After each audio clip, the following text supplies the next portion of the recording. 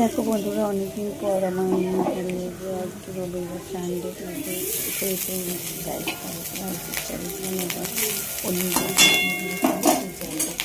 আমি তো আগেই ক্যাপসিকাম আর মিক্স দিয়ে ভালোভাবে ভেজে নিয়ে এগুলো চালটা গ্যাসটা সেদ্ধ করে নিয়ে এটার সঙ্গে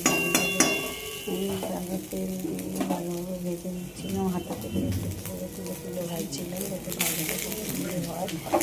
তো তোমরা কী করে রাইস বানাও, আমি এইভাবে বানাই, আরও এরকমভাবে বানানো যায়।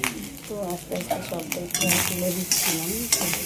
পর কালারটা চেঞ্জ হয়ে যাচ্ছিলো, তারপর তেলের মধ্যে আর এর মধ্যে একটু হালকা হলুদ দিয়ে ভাজা ছিল, তাই জন্য চেঞ্জ হয়ে যাচ্ছিলো কালারটা। একটু সাদা রাইসটা এবার করলাম, চৌকেছে আমি ধরে ঢেলে দিয়ে এটাকে বানিয়ে নিচ্ছি। রাইস যেহেতু অনেকদিন করে খেতে চাইলো, আর সেই জন্য আর আজকে সোমবার, ও আজ ভাতই খাবে না, কিছুই খাবে না, তাই আজকে 4th সোমবার, 5 সোমবারের শেষ।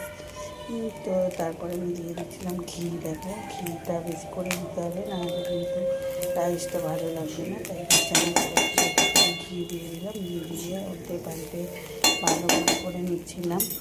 তোমরা কীভাবে বানাও বন্ধুরা, সেটাও কমেন্ট সেকশন কমেন্ট করো, আর আমার এটা একদম অবশ্যই দেখবেন, ঠিক করো না। সকল বন্ধুরা আমার কাছে আছো, তোমাদেরকে আমি অনেক অনেক শুভেচ্ছা ভালোবাসা।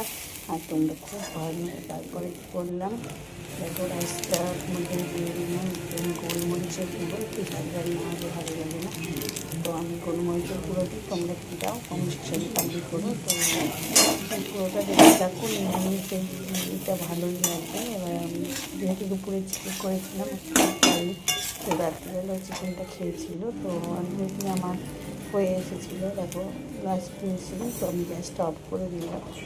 দেওয়ার পরে আমি কী করলাম দেখো, রাইসটাকে আমি ফেলে নিলাম এর মধ্যে, রান্নার মধ্যে। আর কত সুন্দর হয়েছিল যে আমি চামচ করে খেয়ে টেস্ট করেও দেখছিলাম যে কেমন হয়েছে। তো চামচ করে টেস্ট করে দেখলাম, তো কী বলবো বন্ধুরা, দারুণ হয়েছিল।